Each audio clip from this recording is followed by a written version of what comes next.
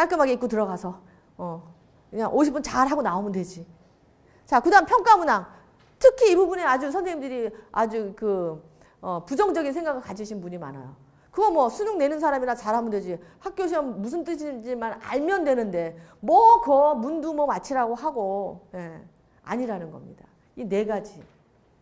교육과정, 교수학습 전략, 수업연구, 평가문항. 이 네 가지를 내가 잘할 수 있을 때 나는 비로소 교육의 전문가가 되는 겁니다. 자, 이제 어떻게 해야 좋은 수업을 하는지 아셨죠? 불만이 많으세요, 아직도. 자, 아셨죠? 자, 네 가지입니다. 자, 네 가지에서 이제 연구할 마음의 자세가 되셨죠? 하셔야 돼요.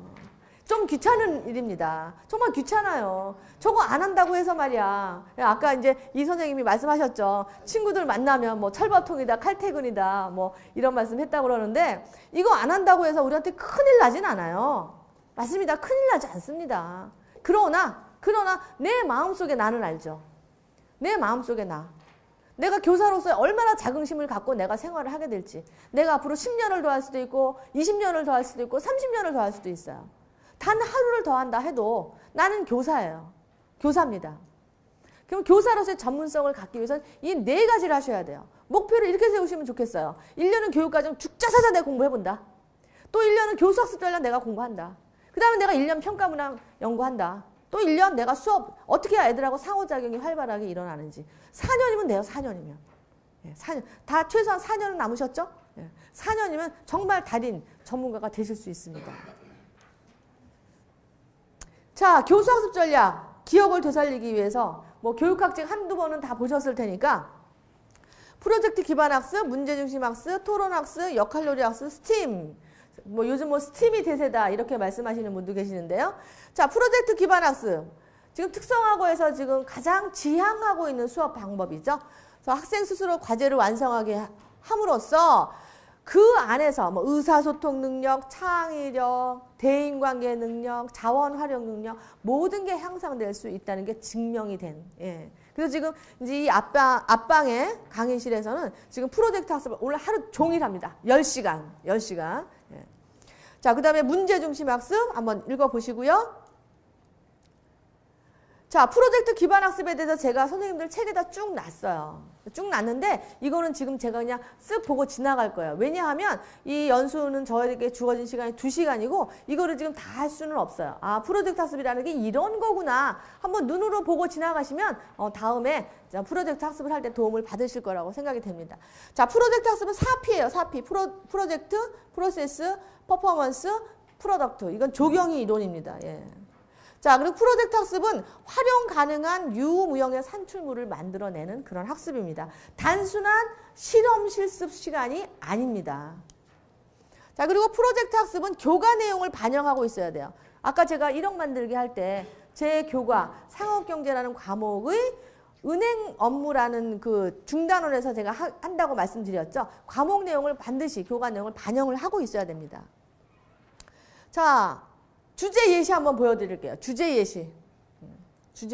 이거 제가 만든 거 아니고요. 제가 이제 프로젝트 학습은 보통 이제 가면 4시간 이상 강의를 해야 돼요. 4시간. 그러니까 약간의 실습까지 곁들이자면 4시간 수업을 하는데 4시간 이상 수업할 때 선생님들이 만들어주신 주제예요. 한번 보세요. 선생님이 해당하는 과목에 아, 이런 거는 내가 괜찮겠군 하고 한번 보시면 감이 잡히실 것 같아요. 아까 뭐 과학 선생님 계셨는데 뭐 지구 환경 뭐 이런 부분에서 이런 것도 할 수 있고요. 보시면 이제 프로젝트 학습이 어떻게 하는 거구나 하고 제목만 보셔도 내 과목하고 연관이 될 것 같습니다. 자, 프로젝트 기반 학습 하기 위해서 뭐니 해도 제일 처음에 해야 될 일이 교육과정 분석이에요. 그 다음에 수업 설계하고 사전에 이제 학생 활동지 이런 걸 준비하고 수업 진행하고 수업 평가하는 겁니다. 프로젝트 기반 학습을 하기 위한 수업 설계서의 예시문이에요. 예시문. 제가 계속 말씀드립니다만 이 시간은 프로젝트 학습을 하기 위한 심화 시간이 아니에요. 그래서 선생님들께 그냥 소개만 해드리는 정도로 하고 넘어가겠습니다. 자, 프로젝트 기반 학습의 프레임워크입니다. 교수학습의 그 과정에 따라서 교사 활동과 학생 활동이 어떻게 일어나는지를 보여주는 프레임워크입니다. 자, 프로젝트 학습은 굉장히 간단해요. 프로젝트 하니까 뭐 뭔가 좀 머리가 아프게 생각하시는 분은 이거 보시면 굉장히 간단해지실 겁니다. 자, 모둠을 만들어요. 모듬을 만듭니다. 교실에 들어가서. 자, 그 다음에 모듬에 과제를 주고 모듬 계획서와 스토리보드를 쓰게 합니다. 그 다음에 모듬 보고서를 만들게 하고요. 그 다음에 프레젠테이션, 발표하게 합니다. 그리고 평가합니다. 의외로 굉장히 간단하죠. 모듬 만들고 과제 줘서 계획서 쓰게 하고 보고서 작성하게 하고 프레젠테이션하고 평가하고. 자, 여기 옆에다 제가 조그맣게 써놓은 거는요. 요런 과정에서 다른 뭐 직소 모형이라 할지 이런 것들도 추가할 수 있다는 거 그냥 보여드린 거고요. 자, 프로젝트 기반 학습을 하면요. 학생들이 모든 구성하고 모든 계획서 쓰고 스토리보드 작성하고 작품이나 보고서를 만들기 위한 정보 탐색 자료 수집하고 작품이나 보고서를 작성하고 프레젠테이션 하는 과정에서 직업기초 능력이 향상된다고 자 말씀드렸습니다. 자, 직업기초 능력, 문제 해결 능력, 의사소통 능력, 자기관리 능력, 대인관계, 수리 능력, 조직이해 능력, 자원 활용 능력, 진로개발 능력. 아마 우리 직업기초 능력 평가를 작년부터 했기 때문에 아마 직업기초 능력이라는 말은 정말 귀에 못이 박히도록 들으셨을 거예요. 어떤 선생님이 이렇게 저한테 말씀하시더라고요. 보통 교과 선생님이신데. 아, 특성화고에 좀 쉬려고 왔더니 말이야. 뭐 여기 오니까 뭐 직업기초 능력 뭐 이상한 얘기 했었고 도대체 무슨 말인지 알아들을 수가 없다. 라고 말씀을 하시길래 제가 이제 그분께 말씀드리면서 제가 이제 이렇게 같이 말씀드렸어요. 우리 특성화 고등학교에서는 직업기초 능력이라고 불러요. 근데 일반 인문계 고등학교에서는 핵심 역량이라고 불러요. 그런데 제가 이렇게 옆으로 일부러 놨어요. 문제 해결 능력, 의사소통 능력, 자기관리 능력, 대인관계 능력, 수리 능력, 기초학습 능력, 조직이해 능력, 국제사회 문화의 능력이죠. 자원활용, 정보처리, 진로개발. 어때요? 직업기초 능력과 우리 국가에서 말하는 핵심 역량과 어때요? 굉장히 유사하다는 거 아실 수 있겠죠.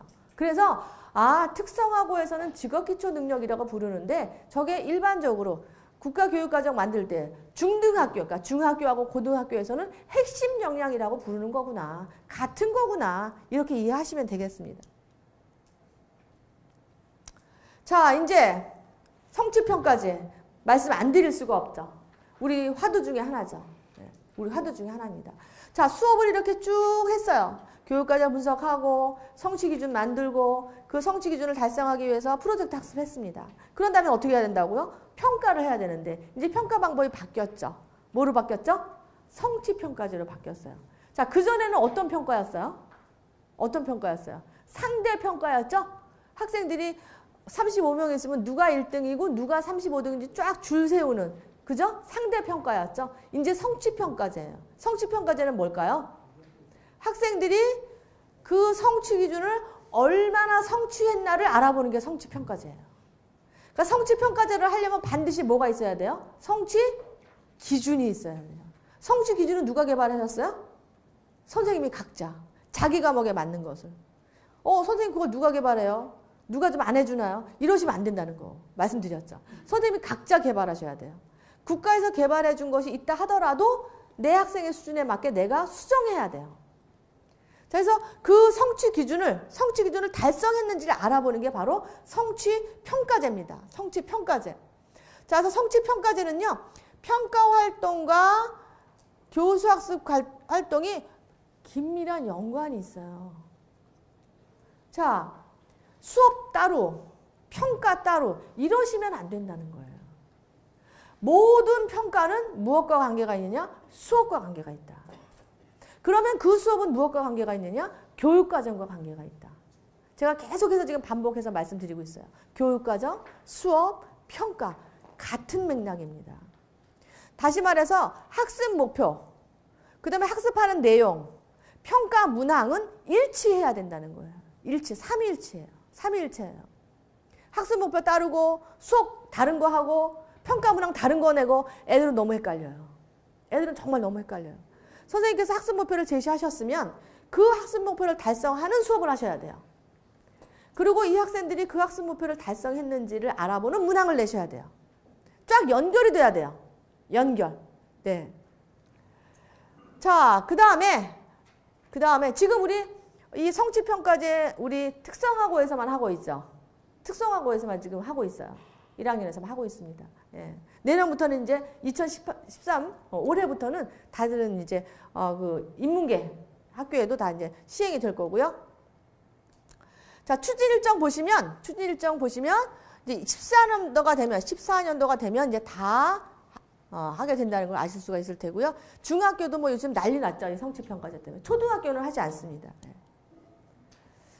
자, 성취 기준, 성취 수준 다시 한번 복습해 볼까요? 자, 성취 기준은 교육과정 목표가 달성된 상태에 대한 진술문이고요. 성취 수준은 성취 기준에 도달한 정도, 상, 중, 하 이렇게 된다고 그랬죠? 개발하셔야 돼요. 개발하셔야 됩니다. 예, 같은 과목끼리, 동일한 과목끼리 모이셔서 충분히 토론하신다면 개발하셔야 됩니다. 그래서 교육과정의 내용, 교육과정 목표 일단 분석하시고 여기서 학습 내용 추출하시고요. 성취 기준 개발하시고 성취 수준을 상, 중, 하로 하시면 됩니다.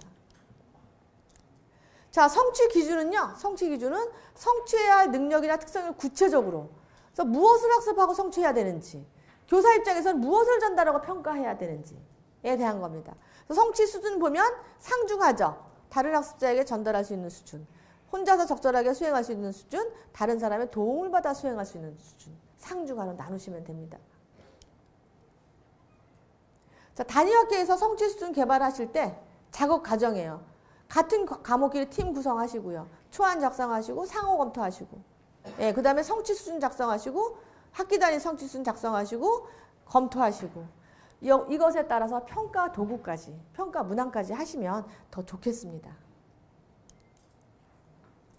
자, 성취 기준에 의한 평가 도구, 문항 개발하셔야 되는데요.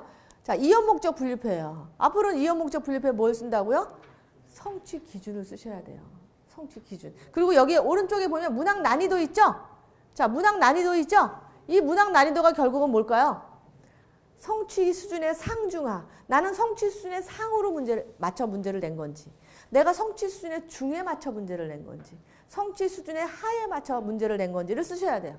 우리 여태까지 사실 어떻게 했어요? 3대 4대 3. 동글뱅이 그냥 쳤죠. 그러시면 안 된다는 거죠. 자, 그리고 배점도 마찬가지죠. 성취 수준 상의 문제는 배점이 어떻게 해야 돼요? 예를 들면 5점이라면 중이면 4점, 하면 3점. 역배점은 안 되죠. 상을 3점 만들어 놓고 하를 5점 만들어 놓고 이러면 안 된다는 거죠. 예. 그래서 이 평가 도구도 결국은 뭐에 의해서 만들어지느냐? 성취 기준에 의해서 만들어지는 겁니다. 자, 이제 머리 아프시죠? 자, 뭐 이거 마인드 제고한다더니 이거 뭐야 도대체. 예, 머리 좀 아프실 것 같아요. 자, 근데 정말 저하고 1시부터 이제 3시까지 강의 시간인데 저를 만나셨으니까 이제 정말 내가 교사로서의 전문가로서의 대접을 받기 위해서는 교육과정, 그 다음에 수업 설계, 그 다음에 성취평가제. 이건 내가 확실하게 내가 해야 되겠구나. 이런 마음을 좀 가지셨으면 좋겠습니다. 자, 예시. 아까 뭐 제가 인터넷에서 찾아서 보여드렸기 때문에 근데 이제는 뭐뭐 할 수 있다로 다 바꿨어요. 뭐뭐 할 수 있다. 누구 입장에서? 선생님 입장일까요? 학생 입장일까요? 학생 입장, 학습자 입장에서 뭐뭐 할 수 있다. 그런데 국어적으로 이해할 수 있다라는 말은 없대요. 이해한다래요. 이건 국어에서 이해할 수 있다라는 말은 없답니다. 그리고 알 수 있다라는 말도 없답니다. 안다래요. 그래서 설명할 수 있다, 구분할 수 있다, 만들 수 있다. 그런데 이해한다, 안다 이렇게 표현해야 된답니다. 저희 이거 개발하면서 교과부에서 국립국어원에다가 질의를 했대요. 그랬더니 이해할 수 있다, 알 수 있다라는 말은 없다고 합니다. 잘못된 표현이라고 합니다. 예. 자, 이제 이렇게 해서 평가문항 냈으면 평가문항 검토를 서로 잘 하셔야죠. 이게 성취 기준에 맞춘 건가, 수업 내용에 맞춘 건가. 저도 이제 평가문항 컨설팅을 하러 많이 다니는데요. 제가 이런 얘기를 합니다. 문항을 딱 보면 이 선생님 수업이 보여요. 이 선생님 수업이 보여요. 어떤 선생님은요, 수업 시간 내내 지식만 가르치셨어요. 그래서 문항도 보면 지식 1변도예요. 1번부터 30번까지가 죄다 지식 1변도예요. 근데 어떤 선생님은요, 수업 시간에 프로젝트 학습도 하시고요, 사례도 많이 드시고요, 신문기사도 많이 애들한테 읽어주셨어요. 그런 선생님은 시험 문항을 보면 시험 문항도 그렇게 되어 있어요. 그래서 평가 문항을 보면 그 선생님이 수업이 보이는 거. 당연한 거겠죠. 예. 자, 같이 한번 검토해 보도록 하겠습니다. 한번 보시죠. 좀 졸리시죠? 한번 보시죠. 어떻게 할까요? 저렇게 학생이 저렇게 썼어요. 뭘 이런 걸 다. 어떻게 할까요? 맞게 할까요? 틀리게 할까요? 맞아요? 틀려요? 틀려요? 문제를 잘못 낸 거죠. 문제를 잘못 낸 거죠. 예, 아까 과학 선생님 계셨는데 제가 재밌는 얘기 하나 해드릴게요. 제가 이제 수능 출제를 한 7년쯤 들어갔는데 3년 전에 한국교육과정평가원장이 바뀌었어요. 바뀌었다는 게 뭔지 알죠? 원장님이 바뀌셨다고요. 왜 바뀌었냐 하면 수능 문제 하나 틀려서요. 수능 문제 하나 틀리면 그 평가원이 담당 부서잖아요. 담당하는 곳이잖아요. 평가원장이 바뀌어요. 그래서 저희가 이제 출제 들어서 반찬이 맛이 없으면 이렇게 막 얘기합니다. 아, 원장 한번 바꿔봐. 농담 삼아 막 이러는데, 예, 농담이고요. 왜 바뀌었냐 하면 물리가 틀렸어요. 아까 제가 지식이라는 거 말씀드렸던 거 기억나시죠? 지구도 편편하다가 동그래지는 판인데, 예. 이제, 그 수능 출제 가면요. 우리 전문교과 같은 경우는 출제위원이 4명 들어가요. 출제위원 4명, 32일. 예. 그 다음에, 그 검토위원이 3명 들어갑니다. 1차 검토 2명, 2차 검토 1명. 자, 거기에 또 평가위원이 있어요. 평가위원. 또 기획위원이 또 있어요. 기획위원. 또 계열별 위원장이 있어요. 그 다시 말하면 문제 하나당 최소한 10명이 한 달 동안 본다는 뜻이에요. 우리 직업탐구 문항이 몇 문항이죠? 과목당? 20문항이잖아요.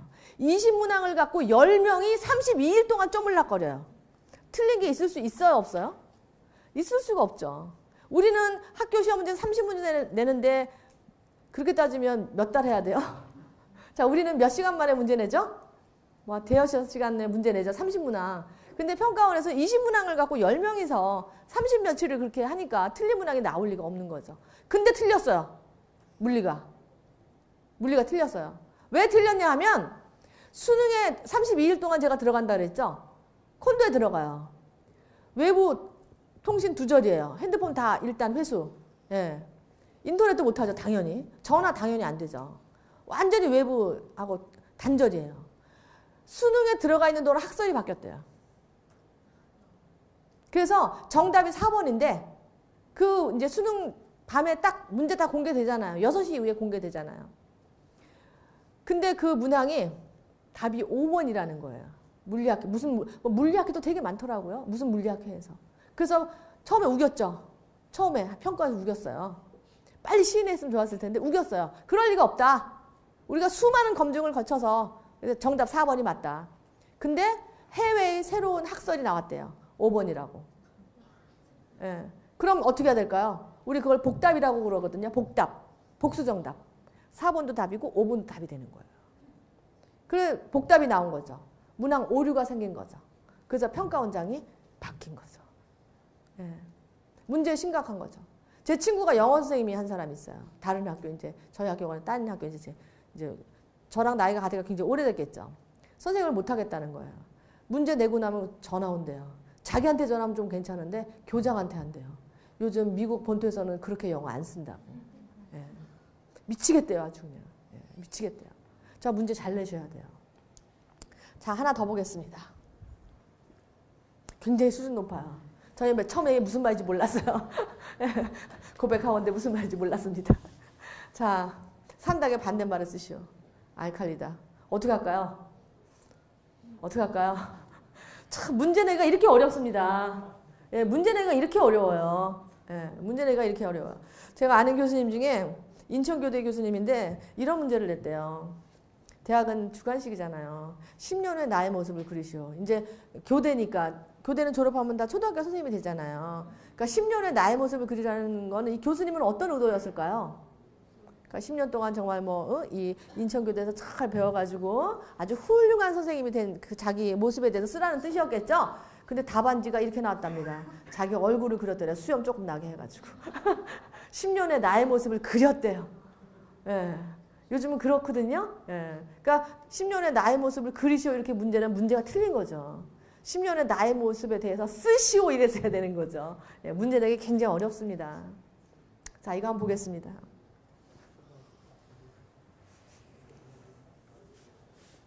얼마 전에 신문기사를 봤어요. 왕따는 애들만 있는 게 아니더라. 왕따 선생님도 굉장히 많더라. 예, 그런 기사를 보고 좀 슬펐습니다. 예.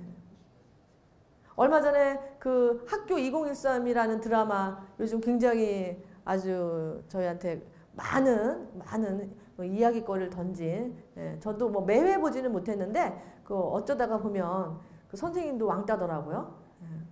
그래도 가야죠. 네가 선생인데 우리가 안 가면 어떡하겠습니까? 자, 저희 학교는요 다른 것도 잘하지만, 예, 저희 학교는 다른 것도 다 잘하지만 그 중에서 특히 교수학습 굉장히 잘하고 있습니다. 예, 뭐 누가 오시든지 저희 학교는 교수학습을 굉장히 잘한다라고 칭찬을 해주시는데, 자, 제가 항상 그 잊어버리고 못 갖고 와요. 오늘도 책을 가져오려다가 저희 학교 1년에 한 권씩 책이 나와요. 프로젝트 학습에 대해서. 예, 선생님들이 실제로 수업을 그렇게 하시고 연구대회를 하고 있어요. 교내 연구대회. 상금도 50만 원이나 걸고 하고 있습니다.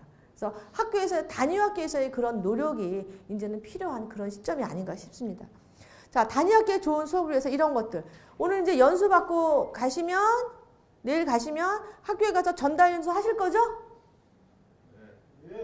전달 연수 하셔야 되죠? 네, 전달 연수 하실 때, 아, 갔더니, 단위학교 좋은 수업에서 이런 거 하라고 하더라 하고 한번 얘기해 보세요. 자, 그리고 무엇보다 제가 파란색으로 써놨어요. 연구하는 교사, 노력하는 교사가 우대받는 풍토 굉장히 중요합니다. 자, 이 선생님이요, 올해 이제 수업 혁신, 그 직업교육 선진화 연구대에 나가려고 막 연구보고서 열심히 쓰고 있어요. 자, 그 옆에 선생님이 이 선생님하고 같이 지금 배드민턴 치고 싶어요. 예, 근데 이 선생님 계속 연구만 하시는 거예요. 이렇게 말합니다. 야, 그런 거 해서 뭐 하냐. 밥이 나오냐 떡이 나오냐. 가서 배드민턴을 치고 놀자. 그러면 될까요 안 될까요? 이제 어떻게 말씀하셔야 돼요? 아, 내가 뭐 도와줄 거 없어? 내가 뭐 도와줄 거 없어? 내가 뭐 해줄까? 이렇게.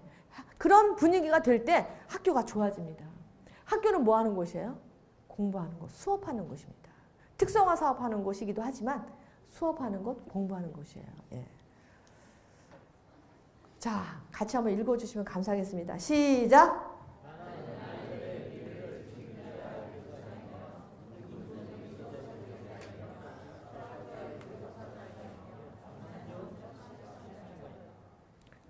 다 읽으셨죠? 틀린 말 있습니까? 틀린 말 없죠. 예. 선생님들이 여태까지 굉장히 힘들게 살아오신 거 알아요. 특히 우리 특성화고에 근무하시는 선생님들은 직능원에서 연구를 했더니 일반 고등학교에 있는 선생님보다 1.3배가 힘들답니다. 그래서 이제 앞으로는 특성화고에 근무하시는 선생님들께 어떤 인센티브를 줄까 지금 연구 중이라고 해요. 들려오는 설에 의하면 수당을 더 높여준다. 이런 이야기도 지금 막 들려오고 있습니다. 그 정도로 힘들어요. 하지만 우리가 특성화고에 어떤 다른 일보다 가장 우선시해야 될 건 바로 뭐냐 하면 수업이에요. 그 수업은 누구와 관련이 있기 때문에 아이들하고 관련이 있기 때문에 그래서 교사는 교육 사상가, 교육 철학자가 돼야 되는 거예요. 자, 어떤 학생이 요즘 애들 말로 유행하는 얘기가 있죠. 마음에 안 들면 옥상에서 뛰는 거. 예, 제가 아까 수능 출제 얘기했었는데 한 번만 더 해보면 1교시가 언어잖아요. 언어 출제 그 가장 그 첫째 목표는 그거래요. 언어 끝나고 애들이 옥상에 올라가지 않게 한다.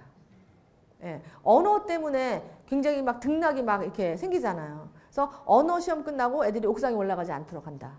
자, 옥상은 1, 2등 하는 애들이 올라가요? 35등 하는 애가 올라가요? 1, 2등 하는 애가 올라가요. 1, 2등 하는 애는 언어 한 문제 가지고 S대를 가느냐, 뭐 K대나 Y대를 가느냐가 결정이 된다고 합니다. 그래서 1교시 끝나고 옥상에 올라가지 않게 하는 게 이제 첫째 목표라고 합니다. 예. 그런데 자, 어떤 학생이 우리 특성화고에 다녀요. 엄마 아빠 이혼하셨고요. 할머니랑 사는데 할머니가 아파요. 할머니가 아파요. 학교에 오면서 나는 이 세상을 살 필요가 없다. 살 필요가 없다. 난 이제 그만 살아야겠다. 너무 힘들다. 그래도 가서 선생님 얼굴이랑 애들 얼굴 한번 봐야지. 학교로 왔어요. 학교로 왔어요. 자, 수업 시간, 첫째 시간 상호경제 시간입니다. 너 오늘 뭐 얼굴이 좀 뭔가 심각한 걸? 뭐 고민이 있어? 이따 선생님한테 와봐. 선생님이랑 우리 맛있는 거 먹으면서 얘기하자. 얘가 쉬는 시간에 옥상 갈 거야, 안 갈 거야? 안 가요. 안 가요. 그런데 수업 시간 딱 들어왔어요. 상호경제. 야, 너 오늘 폼 왜 그래? 얼굴은 또 죽상이야. 아, 야, 너네 엄마도 너 낳고 미역국 먹었냐? 이러면 애가 옥상 갈 거야, 안 갈까요? 옥상 가요. 자, 나를 포함해서 선생님들 전부는 지금 수백 명의 생명을 살리셨어요, 여태까지. 맞죠? 맞죠? 대답 안 하셔? 수백 명의 생명을 살리셨어요. 우리가 아는 사이에 모르는 사이에. 아침에 학교에 왔다가 옥상에 뛰어내릴 애들이 굉장히 많았어요. 그런데 나로 인해서 그동안 안 뛴 거예요. 우리 정말 대단하지 않습니까? 우리 자신에게 박수 한번 쳐주셔야 될 것 같은데. 우리 자신에게. 네.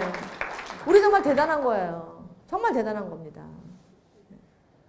자, 나는 아이들의 미래를 책임져야 할 교사이고 전문적인 수업 설계자예요.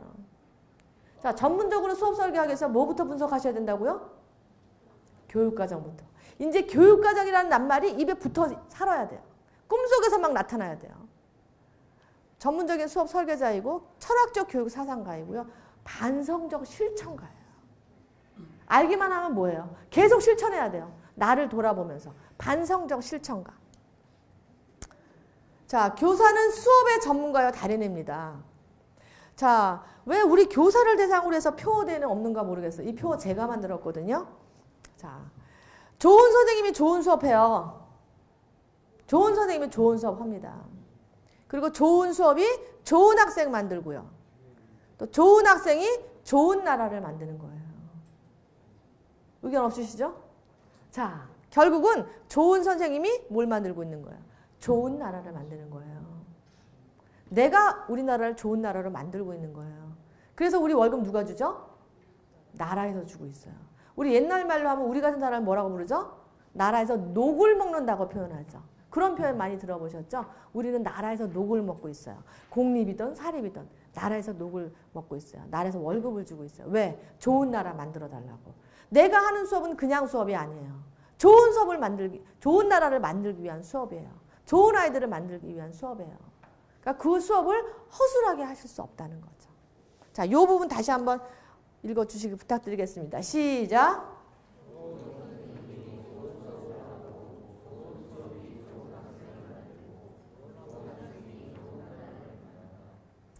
자, 저하고 이제 2시간 정도 이야기하셨어요. 저는 프로젝트 학습, 이러닝, 스마트 러닝, 문제중심 학습, 토론 학습, 롤플레이를 14년 동안 했어요. 저하고 2시간 만나셨다고 해서 선생님들이 갑자기 교수학습 전략의 달인이 될 수는 없어요. 그렇지만 지금부터 시작하시면 저는 14년 걸렸지만 선생님들은 7년밖에 안 걸리실 거예요. 저는 우리나라에 이런 일을 하는 사람이 많지 않을 때 시작했기 때문에 혼자 너무 힘들었어요. 가르쳐주는 선배도 없었고요. 옆에서 같이 해주는 동료도 없었고요. 밀어주는 후배도 없었습니다. 혼자 하느라고 14년이 걸렸어요.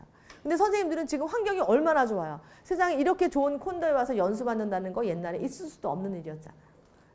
이렇게 좋은 환경에서 이제 7년 후면 선생님들이 저보다 훨씬 더 훌륭한 달인이 되실 거고 전문가가 되실 거예요.